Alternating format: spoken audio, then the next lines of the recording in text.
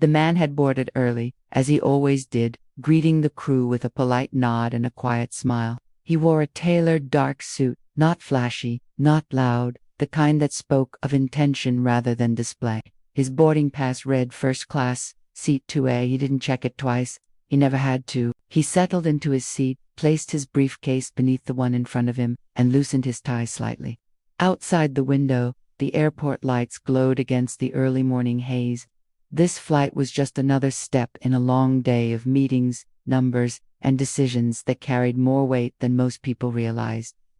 Across the aisle, a white man dropped heavily into his seat, already annoyed, already sighing too loudly. He glanced sideways, eyes lingering on the man in 2A longer than necessary. A flight attendant moved down the aisle, smiling rehearsed smiles, offering drinks. When she reached the black man, her smile hesitated for half a second. "Can I see your boarding pass, sir?" she asked. He looked up, surprised but composed. "Of course." He handed it over. She studied it carefully, too carefully. Then she glanced at the seat number, then at him, then back at the pass.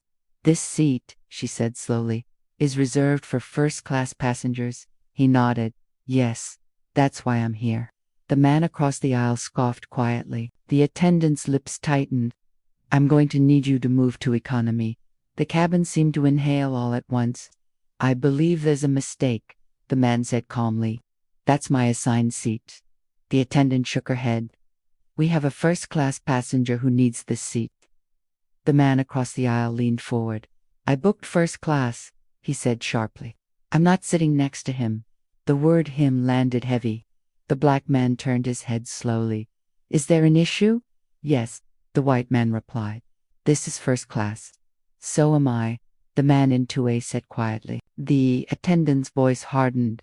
"Sir, please don't make this difficult." Several passengers were watching now, some with curiosity, some with discomfort. No one intervened. "I paid for this seat," the man said evenly. "I'm not moving." The attendant crossed her arms. "If you refuse, we'll have to escalate." "Then escalate," he replied. The white man smirked. "People like you always try to push boundaries." The black man didn't respond. He simply looked forward again, hands resting calmly on the armrest. The attendant stepped away, whispering urgently into the intercom. Minutes later, another crew member arrived, followed by the purser. The tone shifted from tense to confrontational. "Sir," the purser said, "we're going to need you to relocate." "No," the man replied. "You're going to need to explain why. This passenger has concerns." The purser gestured to the white man. The man in 2A finally stood, towering slightly over the aisle, not aggressive, just present. "Let me be clear," he said calmly. "You are attempting to remove me from a seat I paid for, without cause, based on someone else's discomfort." Silence. The purser stiffened. "Sir, sit down." The man reached into his jacket pocket and pulled out his phone. "Before I do," he said, "I need to make a call." The attendant scoffed. "Phones away during boarding." "This one can't wait," he said, already dialing. The white man laughed. "What are you going to do? Call your boss?" The man smiled faintly. "Something like that." The call connected quickly. "Yes," he said quietly. "It's happening now." He listened, nodding once. "No, I haven't moved." He looked directly at the purser. "You may want to listen." He turned the phone slightly outward. A calm, authoritative voice filled the cabin speaker. "This is Marcus Hawley," the voice said, "CEO of Hawley Capital. I understand one of my cards was just flagged." The purser's face drained of color. "Yes," the voice continued, "a $12 million transaction authorization. Freeze it immediately." The white man's smirk vanished. The attendant blinked. $12 million. The voice on the phone continued, unhurried. "Also, I'd like confirmation of the names of the crew involved in removing my account holder from his assigned seat." The purser swallowed. "Sir, I didn't realize." "That's irrelevant," the voice replied. "What matters is what you did." The man in 2A ended the call and slid the phone back into his pocket. "I'm Marcus Hawley," he said quietly. "And that account belongs to me." The cabin was dead silent. The white man leaned back slowly, face pale. "You didn't have to." "I did," Marcus replied. "Because you thought I wouldn't." The purser cleared his throat. Mr. Halle, please accept our apologies. Apologies aren't enough, Marcus said. Fix the behavior. The attendant who had first confronted him stared at the floor. The captain arrived moments later, having been briefed quickly. He shook Marcus's hand firmly. You're staying in your seat, the captain said, and we'll be addressing this internally. The white man avoided eye contact for the rest of the flight.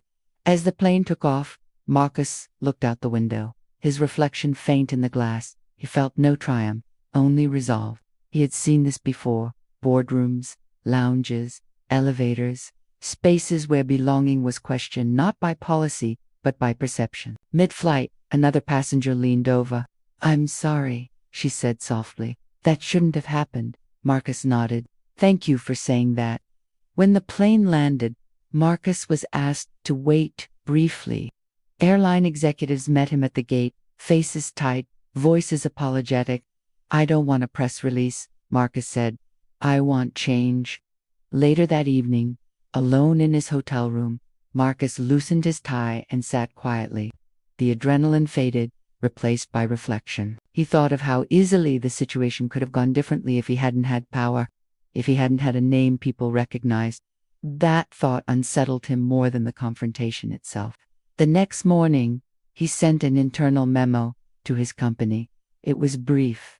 Never confuse composure with weakness. Never mistake silence for consent. And never assume someone doesn't belong. Weeks later, the airline announced updated training policies. Marcus didn't comment publicly. He didn't need to.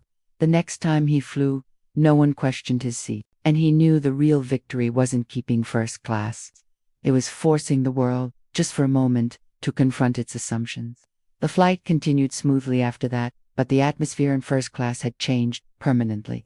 Conversations stayed quieter, more restrained, as if everyone was aware that something unspoken had been exposed.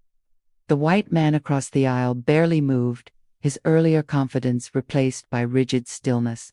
When a flight attendant passed, he avoided eye contact, suddenly uninterested in asserting himself. Marcus remained composed, but his mind was active. He replayed the moment the attendant first questioned his seat, the subtle hesitation in her smile, the way doubt had crept in before a word was spoken.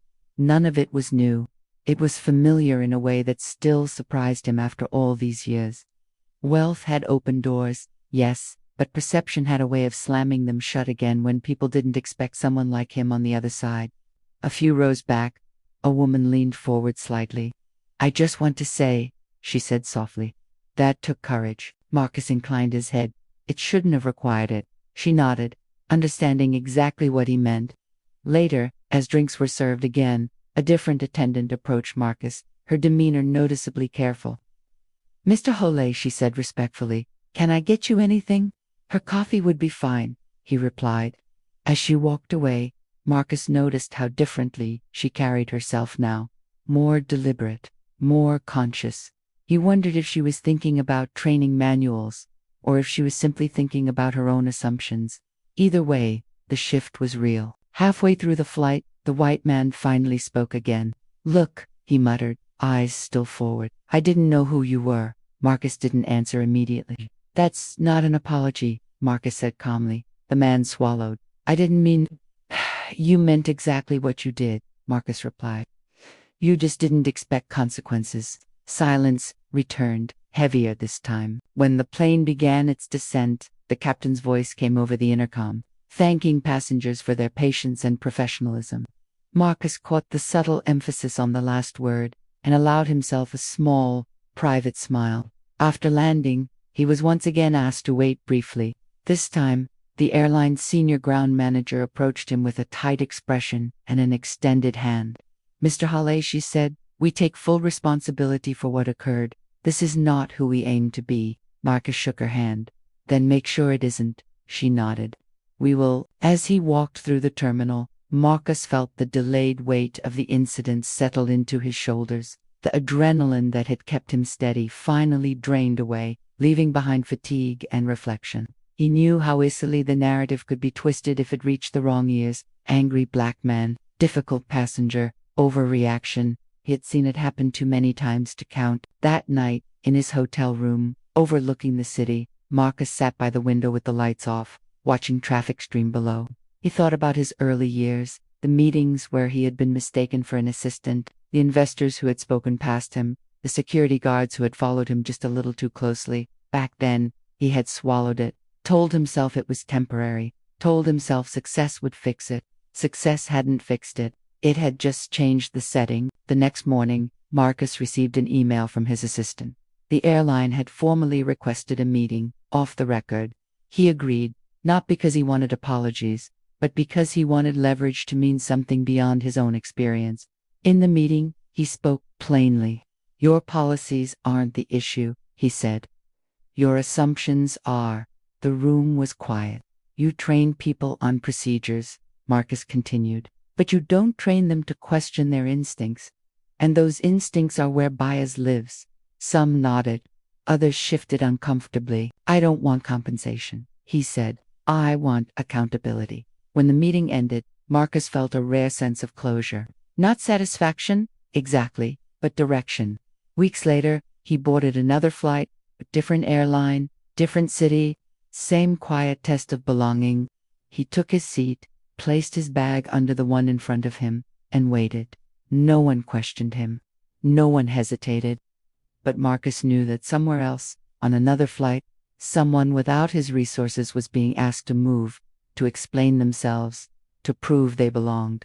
That thought stayed with him. He began speaking about the incident privately, then publicly, not as a spectacle, but as a case study. He framed it the way he framed everything else: systems, incentives, blind spots. People listened differently when he did that. They always had. One evening, after a talk, a young black man approached him. "I saw that video," he said quietly, "about the flight." Marcus nodded. "Made me feel like I wasn't crazy," the man added. Marcus smiled gently. "You're not." On his next flight, Marcus noticed something small but telling. An attendant hesitated before correcting a passenger, then chose her words carefully. The interaction stayed respectful. No raised voices. No assumptions. Marcus leaned back in his seat, eyes closing briefly. Change was slow, fragile, incomplete. But moments like that reminded him why standing his ground had mattered. Not because he was a CEO, but because he was tired of being asked to move. And because sometimes the most powerful statement you could make wasn't raising your voice, but refusing to stand up at all.